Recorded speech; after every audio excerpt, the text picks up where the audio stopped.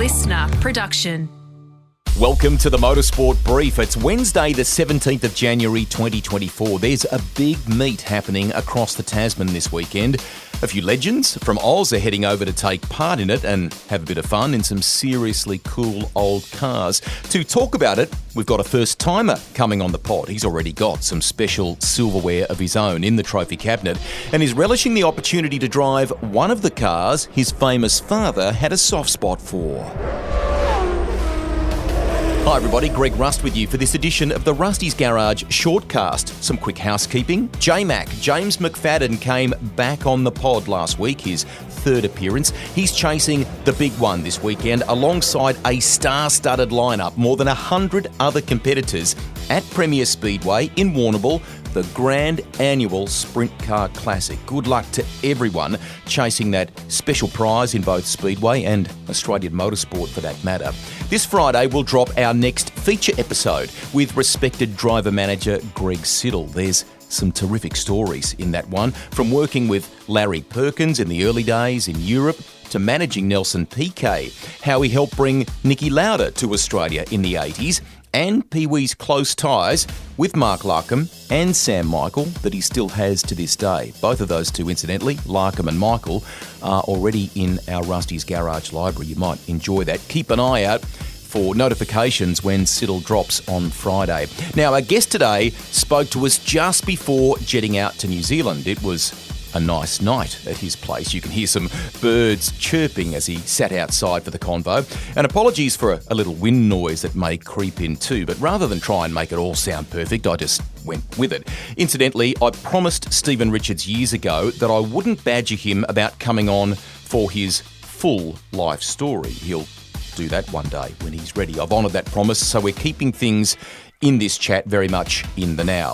How's this? He'll be back behind the wheel of the Skyline GTS-R this weekend that his dad, Jim Richards, used on the way to the 1990 Australian Touring Car Championship. I think Aaron Noonan, my buddy from the V8 Sleuth, said that there were wins at Amaroo and Winton that year. It is a sweet-sounding six-cylinder and a car that preceded the cult classic, the GT-R Godzilla. It is one of a number of attractions in Taupo this weekend. Richo will also reunite with a Larry Perkins-built Commodore. There's a Bathurst 24-hour car from Gary Rogers' collection coming. Jack Perkins is heading over too. He'll demonstrate, bit of an icon, the 1993 Bathurst-winning Commodore that his dad drove that I think Jack's had quite a hand in restoring too. Craig Lowndes is going to be there and much, much more. Greg Murphy as well. For this chat, though, it's the Bathurst winner, the five-time Bathurst winner, Stephen Richards. Hello, mate. Welcome to the show. Hello, my old mate Thrusta. How are you, mate? It's great to see and hear you. How did this deal to go to Aussies say Taupo? The correct pronunciation is Taupo. How did it all come together, and what appealed to you about it? Well, I've been involved with a bit of Kiwi motor racing for a while now, and my old mate Murph's a bit involved in that stuff as well. So I think it was just sort of a bit of a natural thing. You know, it's an opportunity. Well, for me, I love it because I get to actually do a bit of driving, but in fantastic cars as well. So I mean, I would just say where do I sit at the moment? I think I'm semi-retired, but I must admit, mate, I really miss that competitive element. So anytime I can get my backside in a race car, I'm pretty happy. Cool. I promised you I would keep this in the now, and that one day down the track we'll do the Stephen Richards life and time. So we'll get to that in the years to come. So let's keep this in the now. Taupo. Supercars are going there this year. It's great that it's returning to New Zealand. Great venue, but it's not a venue that is necessarily foreign or new to you. You've been there in relatively recent time when Clay did some racing, for example. What are your impressions of the place? Yeah, look, it's a really good little track. It's got a long straight. It's got some fast stuff, but it's got some quite tight stuff as well. So I think from that sort of perspective, you know, the supercars now, the evolution of where they've gone with Gen 3, I think it'll create a bit of opportunity, I'm sure. There's plenty of places like the fast right hander, and I'll just quickly go 1, 2, 3, 4, 5, 6, 7, 8, about turn 9, the fast right-hander onto the straight that heads back down to the yes. bowl. Yeah, yep. That'll create some potential opportunities in the run down to 10. I think it'll be great. The other side to it is no one's been there. No one's been able to do any practice. There's a few guys that have probably done a few laps around there over the years in other cars, like some of the guys. Actually, no one at the moment was involved in the NZ V8 Super Tourers back when they raced there. So I think it'll be good. Aaron Love did some miles in a car. Okay. Yep. So there you go. It'll throw the cat amongst the pigeons, I'm sure. Definitely. Hey, this weekend, though, you get to walk down memory lane in a really cool manner in a car that had success in 1990 in the Australian Touring Car Championship, a car that was very close to your dad's heart. Tell us a little bit about it and the chance to step behind the wheel of it again. Yeah, so Dad has owned, well, he did own the car for about 10 years. And recently it was purchased by a good friend of his, Peter Sturgeon, who actually previously owned the Group A 635 BMW that has a really nice history itself, and it was a very special car. So with Dad no longer doing the driving, he literally dangled the keys and he's thrown them my way. So it's been nice. I up until driving the Nissan, the GTS-R HR31 Skyline at Phillip Island last year, I'd never really driven any of his Group A cars, and I think I'd only ever driven a BMW M3 a couple of years ago at Hampton Downs. So Dad's driven a lot of cars, and in particular that car is very special. It means a lot to him because it really set up the 1990 Touring Car Championship for him. For the last 2 rounds he moved to the Nissan GT-R, and really up until that point he was I'm sure he was leading the championship on merit in that car. So for me it's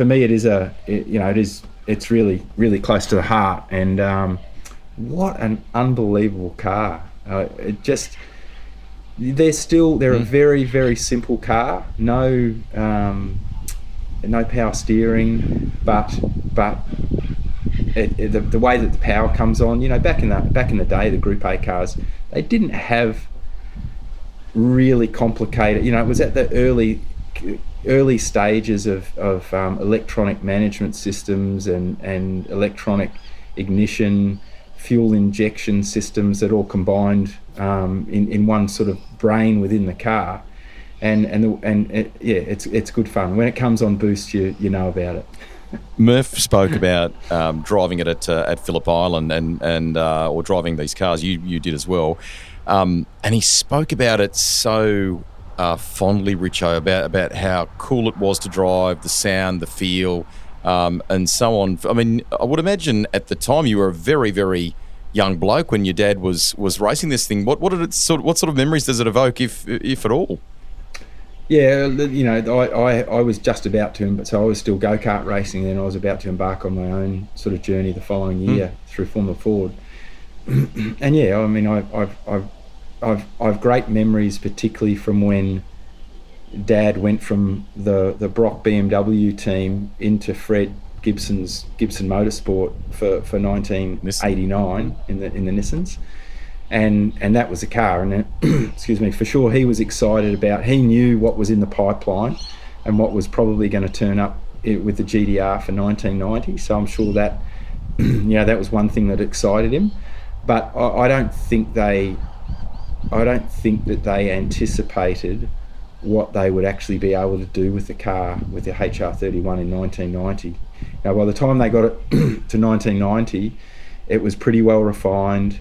It was it handled really well compared to the Sierra. The Sierra was the main competition, and they really got it working very, very well, and to the point where on the low horsepower tracks they were taking it to the Sierras. I think they won it first round at Amaru. They had a win, and then at Winton. So I think what happened was, and maybe it was a Yokohama tyre thing as well, the fact of the matter was that they actually got it using its tyres. It's still about 200 horsepower short of a Ford Sierra on full boost, but it looked after its tyres really well, and I think that's what helped him get those early results.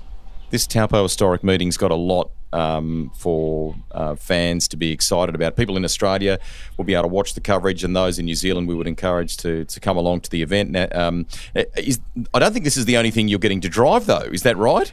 Yeah, that's right. Actually, funny you say that. I'd actually forgotten about it. My head's been so into getting the Skyline over there.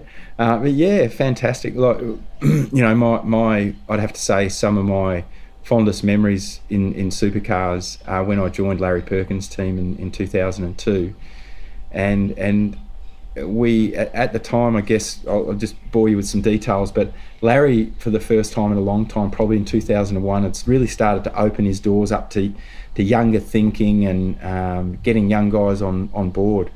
And I brought my engineer who helped me out at Tigford Racing, Steve Henderson, and he was drawing and designing the car, and he was working with Sean Hockey in the engine department, and there was a really great group of young guys that were working on that program through that period, and they actually had convinced Larry to do a fairly substantial step away from what a Perkins engineering car was, and Larry had pretty well given the engineers and the designers free rein to design this car based on what the best options were in terms of the design process through the CAD 3D system. So using finite analysis on stiffness and all this sort of thing. Anyway, the end result was this chassis that we're going to be driving. It was also the last car that Larry drove, the last V8 supercar, and we drove together at Bathurst in 2003. And look, it's got a lot of cool things. Larry unfortunately had a moment in practice, and he shortened the right hand side of it up by about 4 or 5 inches. There's a lot of work done by the guys overnight to get it back to scratch, and there's a whole story. And I know Larry's. I think Larry's told that story around what was going on and why he was distracted and how he come to have the crash. So, bottom line is, it's a very, very cool car, one that I'm really close to, designed by a close friend of mine, with a great group of young people. I think during that period, potentially, a lot of the people that I'm still very good friends with in motor racing came from that time. And so the cars are quite special to me too. Excellent. And Jack Perkins will be there driving an earlier model car. I'm glad that you bring up Steve Henderson too. You retain really good ties with Steve to this day, do you not? Yeah, it's funny. We've reconnected. I mean, we're good mates anyway. But over the course of the journey, Steve left Supercars. We worked together in 3 separate teams in Supercars. Then he went and had his own Autobarn store for about 10 years. Then when he finished his Autobarn store, he wanted to come back and play with race cars again. So we got him engineering when we had our BMW M6 GT3 program. Then we both moved to Team 18. Steve was managing Charlie Schwerkolt's team, and I came on board once I'd finished driving, and now we work together at Essential Caravans, mate. Yeah, so it's great. But he's a fantastic guy. He's a car guy. I'm a car guy. And we work together every day, and fully in caravan mode nowadays. Along the massive list of very cool cars that will be there this weekend is also a little something from the Gary Rogers Motorsports stable from its time in the 24-hour. And you got to experience that race. And I reckon you shared a little story with me about how difficult it was to sleep at night, because you'd end up in the transporter, you'd kind of try and get a little bit of kip, but you'd hear it coming down the mountain, wouldn't you? And that would keep you awake, and then you'd try and sleep again. Then by the time you'd... The problem was, particularly the first year when there was only one of the cars, and I was driving as myself, Garth Tander, Cameron Conville and Nathan Pretty, and the car had done about 300 kilometres of testing prior to going to Bathurst for the 24 hours. So by no means were we convinced that we were going to have a shed load of problems. But the reality was it probably would. So what ended up happening, you were just happy every time the car came around. So you'd have your nighttime driving stint, then you would be in the motorhome trying to wind down, and then when the third driver was in, you would become the reserve driver ready to go. So you'd have to be awake, but you couldn't sleep because, and the one unbelievable thing with the Monaro is the sound that it made with that 7-litre Chev, and you'd be out the back asleep in the paddock. It's not come down. It's not come around. And then all of a sudden you hear this, bah, bah, and it'd come back again. So but let me tell you, mate, that's a really special part. I know it's a special part of Murph's career too, but a very special part of my career, being involved in that program when Holden were just charging, and so were Ford. So, both manufacturers, they were selling the most cars of anyone in Australia. They were tipping in huge amounts of money into the sport. They were doing lots of cool promotional things with their models, and alongside V8 Supercars with Holden, they pulled together this 24-hour program, and then went out and won it twice. And okay, you hear what people say, they did this and they did that. The reality was, they put a hell of a lot into Australian motorsport. They saw an opportunity where they could remarket that Monaro brand and get it back on the grid with the coolest lineup of Holden drivers of the time, including the great man Brocky. It was awesome. It was so good. It was just a weekend that remains with you for life. We're going to sneak a quick break here on Rusty's Garage. More with Richo right after this. This is the Motorsport Brief, back for 2024. We are already full gas. I reckon it's good for drivers to scratch the itch, as they say, and not go cold turkey in the latter part of their careers. Stephen Richards, Envy, is driving some special cars this weekend at the Taupo Historic GP, and he's come on to talk about it. Let's continue the chat now. You get to hook up once again with a couple of blokes this weekend that you've won some Bathurst with. So you mentioned Murph before. Lowndes is going to be there as well, and you've chalked up some special wins with him, and your time together with those blokes in different cars has yielded some very special results. So nice to hook up with both of them again this weekend. Yeah, it is. I mean, we're I think we've always been pretty good mates. Our with Murph and CL, our journeys, our pathways have aligned the whole way, really. We all started around the same time. We shared that era. We've all got kids of similar ages, so we catch up and talk about it. I think that was a beauty when I was driving with Lowndes at Bathurst. As much of the conversation during the weekend, and it was probably good because it took a bit of the edge off what was going on. But we could talk about the kids and what they were up to, and we could talk about what they were doing on weekends, and similar to Murph. Really we've kept that good connection. So yeah, these sorts of events, in a lot of ways, they're as much about reconnecting with people on a different level. When we were all competitive race car drivers, sometimes we didn't necessarily always agree on certain situations, but we've all remained really, really good friends, close friends. The event itself is also, whilst it has a very strong historical component, it is the season opener for the Castrol Toyota Formula Regional Oceania Championship. Very special open wheel series in this part of the world. There are Aussies, there are Kiwis, there are Americans and international races that come and play what is, effectively the off-season of motorsport. Yep. But it's a great launch pad in many respects. Clay, your son, actually tested one in the last 12 months. I guess you'll be taking more than a little bit of interest in this series and what unfolds this weekend at round one as well.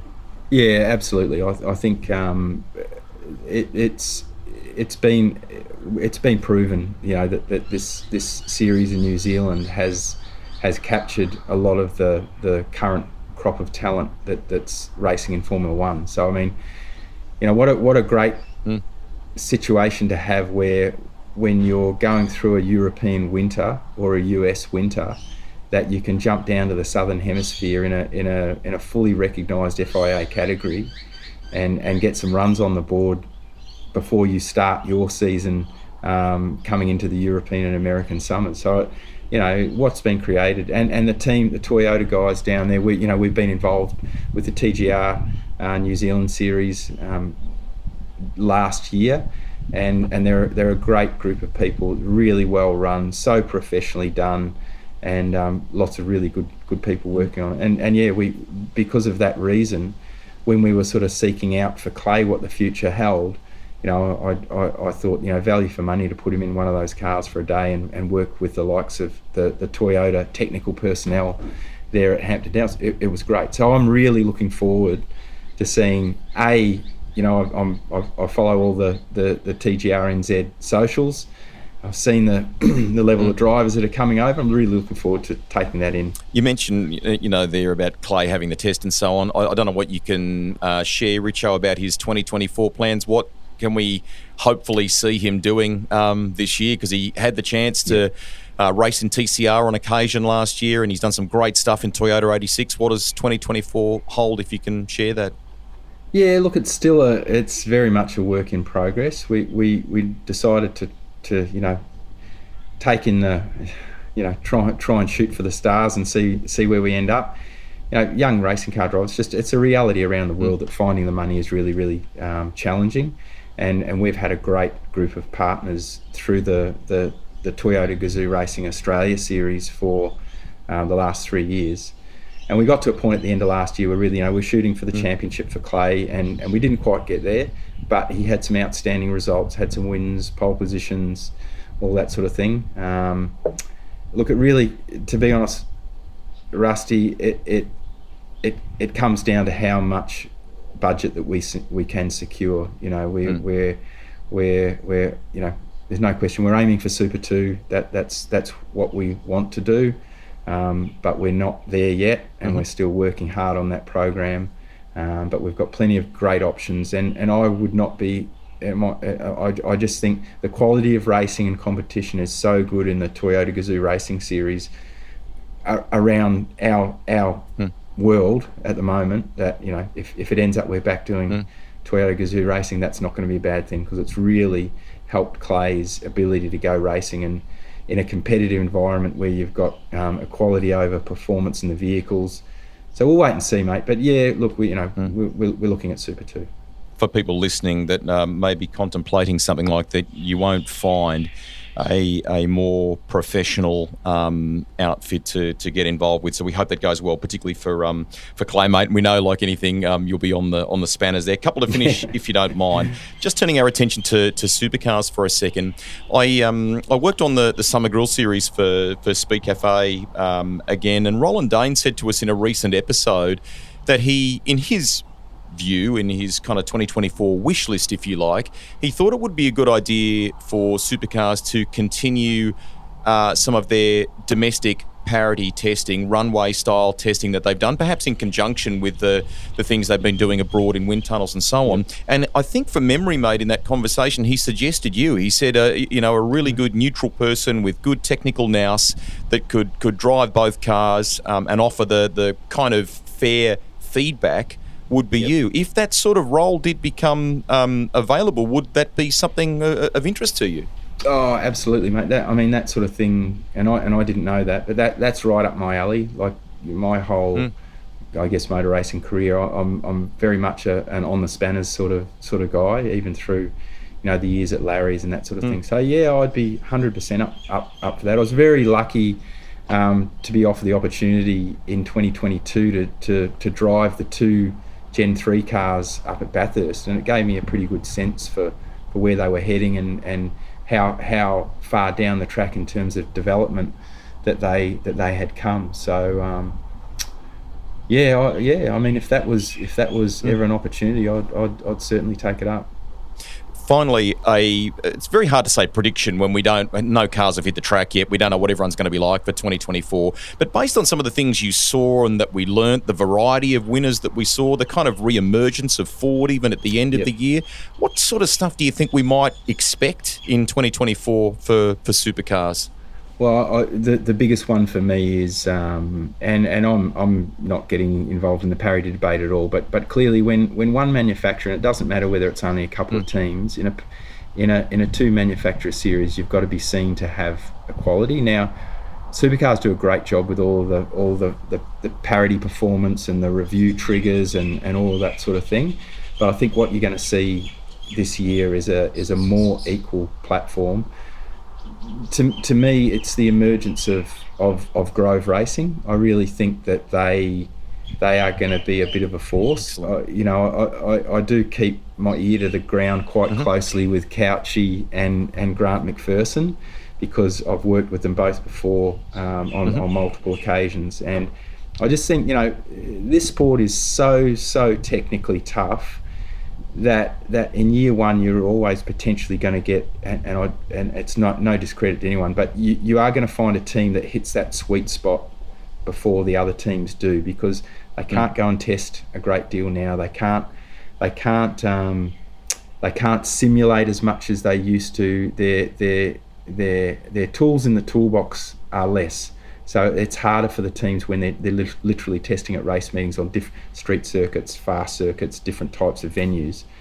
So I think the Mustangs are going to be more competitive. I really do think that the Grove, Matt Payne's result late in the year at Adelaide, that's a bit of an eye opener. I think people will learn to know who Matt Payne is a lot more this year. And then you'll have, there's no question that Erebus, Barry, he's a passionate guy. He'll want to come out with Brodie and Jack LeBrock this year and really get amongst it again and prove to everyone that it wasn't. Don't get me wrong, it wasn't a fluke, but there are probably people around that think it may have been. So Triple Eight will be there. Will now going to Triple. There's so many storylines, mate. To be honest, it's fantastic. I love it. I still love the sport and love being involved in it. But yeah, it'll be great. I think year two there'll be a lot more quality. Expectations, there'll be more winners. There'll be a few more young blokes like Thomas Randall may get his first win this year. Cam Waters is itching for a championship. You can go all the way down the list and see a reason why and how people are going to put Tickford going back to 2 cars. Yeah, it's going to be a great year. We love it, mate. We love the fact that you're still oozing passion and that you will bring that to the racetrack in Taupo this weekend. Enjoy driving some of those seriously cool cars. Good luck hooking up with your mates. We know there'll be a lot of laughs, a lot of ribbing and so on. It'll be the fans that will win there. Maybe a couple of beers. Yes, anyway, we'll definitely have those. Yeah, thanks, mate. Enjoyed it. Awesome. Can't wait. Aussie audiences will be able to catch it all on Fox this weekend. We hope to see as many Kiwis at the new home of the NZ Supercars event. That's coming up in April as well. Taupo, the adventure playground in the centre of the North Island. Beautiful place. All part of round 2 of the Super Sprint Motorsport New Zealand Championship. It also marks the start of the Formula Regional Oceania Championship, which over the past decade has unearthed some stars. Drivers that are now in F1, like Lando Norris, Liam Lawson, Lance Stroll, and more. Just before we go today, a couple of big stories have dropped in the past 24 hours on the admin side of the sport. David Tunnicliffe leaving the head of broadcast role at Supercars, and Nathan Prendergast, who you can find in our Rusty's Garage library, is making a return to the chair. We wish them both well, and I have no doubt that Tunners will turn up somewhere in an executive producer role in sport. He's a good human being. Hopefully he keeps ties with motorsport too, because I know he genuinely loves it. I haven't spoken to Nath yet, so for those of you asking, I don't know what it means for the brilliant work that he's been doing on the drag racing coverage. If there is some freedom for him with Supercars to stay involved on the drag racing side over summer, fans of that sport will really enjoy the little win there.